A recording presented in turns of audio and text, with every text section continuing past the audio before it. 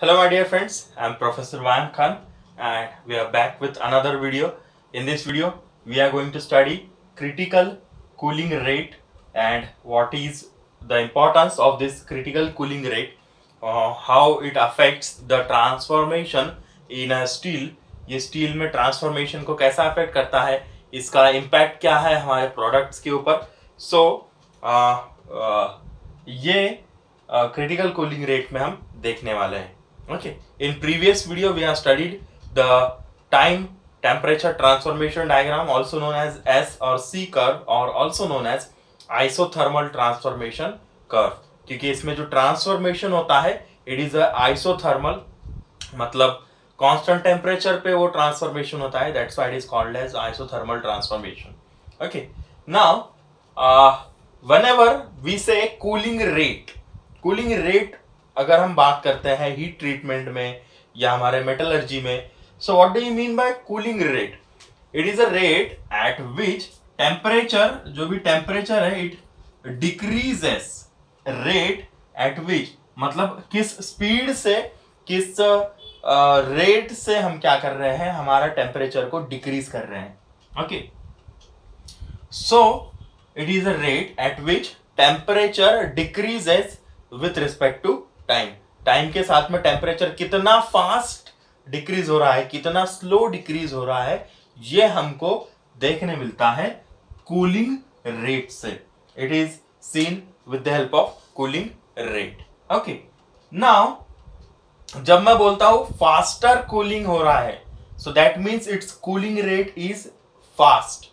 Cooling rate ज्यादा है, मतलब जल्दी क्या हो रहा है, टेम्परेचर कम हो रहा है. दैट मीन्स कूलिंग इज जो temperature it is decreasing with respect to time, but it is at a faster rate. जब मैं बोलता हूं कूलिंग रेट कम है, मतलब कूलिंग रेट कम होना मतलब क्या, कि टेम्परेचर कम स्पीड से डिक्रीज हो रहा है. सी, हमको टेम्परेचर ज्यादा स्पीड से डिक्रीज करना और कम स्पीड से डिक्रीज करना ये समझ में आना चाहिए. So faster cooling rate means temperature is decreasing very rapidly. Slower cooling rate और lower cooling rate means temperature is decreasing at a moderate और कम स्पीड से वो डिक्रीज हो रहा है. Okay, now what do you mean by critical cooling rate? What is the meaning of critical cooling rate? It means rate at which or the rate which just bypasses the nose of the IT curve. ये जो diagram आप देख रहे हैं, this is nothing but your triple T diagram. Okay, या जिसको हम IT diagram या S और C कर्व भी बोलते हैं. सो इस C कर्व के नोज को, मतलब मैंने आपको बताया था ये जो मोटा मोटा सा पोर्शन दिख रहा है, okay, so this portion is nothing but nose of IT curve. So जो कूलिंग रेट इस नोज के जस्ट पास से गुजरता है या जस्ट टच करके उसको पास होता है, it is called as critical cooling rate. उसको बोला जाता है critical cooling rate. See, critical है मतलब कुछ तो इंपॉर्टेंस होगा. ओके, कूलिंग रेट है, क्रिटिकल है, that means it is having some importance. Okay, देखो मैंने आपको कुछ इस तरीके से लास्ट वीडियो में डायग्राम बताई थी कि कूलिंग इस तरीके से होता है, देन होल्डिंग पीरियड रहता है, देन अगेन कूल किया जाता है, बराबर है. सो दिस इज कूलिंग. अगर इसको कर्व ना बोलूँ, अगर इसको स्ट्रेट लाइन की जैसा ड्रॉ अगर मैं करूँ, सो ये है हमारा ऊपर वाला टेम्परेचर A3. ओके, हमारा A3 टेम्परेचर हमारे आयन कार्बन डायग्राम में हमने देखा है. This is A1. Okay, austenitic temperature, इसके ऊपर जो भी रहेगा वो ऑस्टेनाइट प्रेजेंट रहेगा. ओके, नाउ ये ऑस्टेनाइट है पूरा प्रेजेंट इस स्टार्टिंग कर्व के लेफ्ट साइड में, मतलब इस साइड में पूरा ऑस्टेनाइट प्रेजेंट है. इस ऑस्टेनाइट का कन्वर्जन होगा पियरलाइट, बेनाइट और मार्टेनसाइट में. Okay, now the curve that I have drawn with black ink, जो आप देख रहे हैं, it is representing a pearlite start and pearlite finish. यहाँ पर परलाइट स्टार्ट होगा, यहाँ पर परलाइट फिनिश होगा. Okay, now this gamma austenite, when it is getting converted into alpha ferrite, when it is getting converted into alpha ferrite plus Fe3, this is called as pearlite. Okay, this transformation is मैंने बोला था आपको कि it is decomposing into alpha ferrite and Fe3C. So this transformation is also called as diffusion transformation. इसको और एक दूसरा नाम है diffusion, मतलब दूसरे प्रोडक्ट में क्या हो रहा है, वो डिफ्यूज हो रहा है. Okay, so this diffusion happens up to this nose. ये नोज जो है यहां तक वो डिफ्यूजन होता है. ओके, और नोज तक हमारा परलाइट का ट्रांसफॉर्मेशन हमको देखने मिलता है, that is austenite converted into alpha ferrite plus Fe3C. Okay, now nose को जो बाईपास कर रहा है curve, that is your CCR, that is your critical cooling rate, and this is the cooling rate which is required to avoid this diffusion transformation.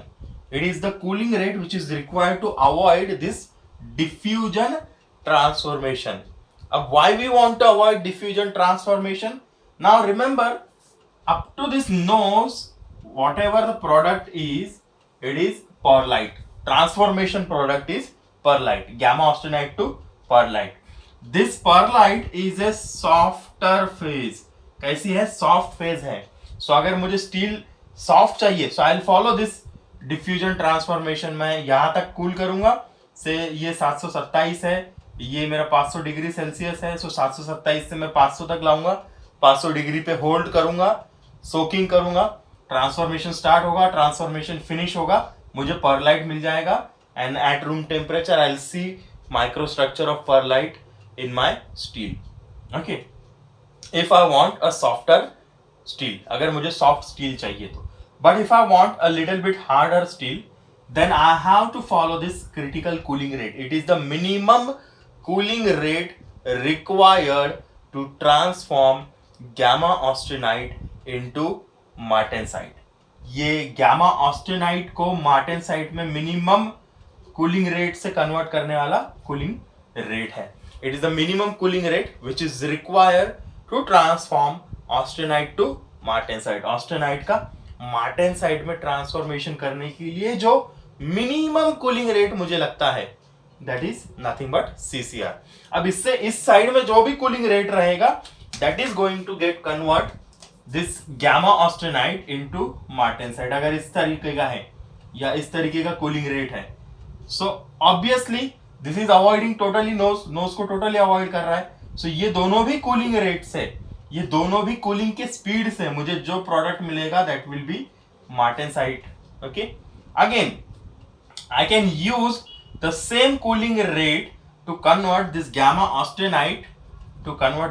austenite into bainite. How, कैसे मैं कर सकता हूं? See, I have to decrease this temperature at this with this cooling rate up to this temperature. ये temperature तक मुझे क्या करना है, उसको इस तरीके से इस फास्टर कूल करना है. ओके, से दिस इज योर 300 और 400 डिग्री सेल्सियस. ओके, सो यहां तक जब मैं इसको कूल करता हूं, it is getting cooled with a faster rate से कूल हो रहा है. Then I hold it. ये टेम्परेचर पे मैं क्या कर रहा हूं, उसको होल्ड कर रहा हूं. सॉरी, इस टेम्परेचर पे मैं क्या कर रहा हूं, उसको होल्ड कर रहा हूं. And because of holding period, this austenite, this is again gamma austenite here. यहाँ पे अभी भी gamma austenite है, क्योंकि मैंने आपको बोला है ना कि इसके लेफ्ट साइड में सभी gamma austenite है. So this gamma austenite is getting converted into benite. This benite start and this is benite finish. So you need this minimum cooling rate. ये minimum cooling rate आपको यहाँ पर लगेगा to make your steel harder. आपका steel को hard बनाने के लिए आपको ये मिनिमम कूलिंग रेट लगेगा. So it is the cooling rate which just bypasses the nose of IT diagram and it is required to avoid this diffusion transformation. Now this bainite transformation is not a diffusion. Diffuse नहीं होता है, उसका conversion हो जाता है. पूरा की पूरा austenite gets converted into another form ही बदल जाता है. Here martensite, it is also not a diffusion. Diffuse नहीं हो रहा है, दो प्रोडक्ट नहीं बन रहे उससे, वही प्रोडक्ट का फॉर्म चेंज हो रहा है. एक ही प्रोडक्ट है, उसका फॉर्म क्या हो रहा है, चेंज हो रहा है. बट यहाँ पर एक प्रोडक्ट है, एक प्रोडक्ट से दो अलग प्रोडक्ट प्रोड्यूस हो रहे हैं. So this is your diffusion. Okay, and this is diffusion less transformation, this bainite and martensite. Okay, so जो भी डिफ्यूजन ट्रांसफॉर्मेशन से प्रोडक्ट मुझे मिलते हैं, they are nothing but pearlite of course form. Course मतलब थोड़ा सा सॉफ्ट रहता है, कोर्स नोड्यूलर बॉल्स के जैसे उसमें स्ट्रक्चर मुझे देखने मिलते हैं, pearlite. And there is another pearlite, दूसरा परलाइट है जो कम टेम्परेचर पे और उससे कम वाले टेम्परेचर पे मिलता है, दैट इज फाइन, थोड़ा सा शार्प रहता है। This is having less hardness as compared with this one. So जैसे जैसे मैं नीचे जा रहा हूं मेरी हार्डनेस क्या होती जा रही है, बढ़ रही है। So coarse pearlite is softer, this one is soft, upper bainite is medium soft, lower bainite is medium hard and martensite is hard. Okay, so diffusion nose के नीचे अप टू MS मुझे दो प्रोडक्ट देखने मिलते हैं, that is upper bainite, okay, in upper temperatures, and second one is lower benite at lower temperatures, and then I see below this curve I see martensite, okay, which is harder phase. Okay, so ये reason में knows के ऊपर आपको pearlite मिलेगा, knows से नीचे up to MS आपको bainite मिलेगा, नोज के sorry up to this horizontal line you will find benite, and below this horizontal line you will find martensite.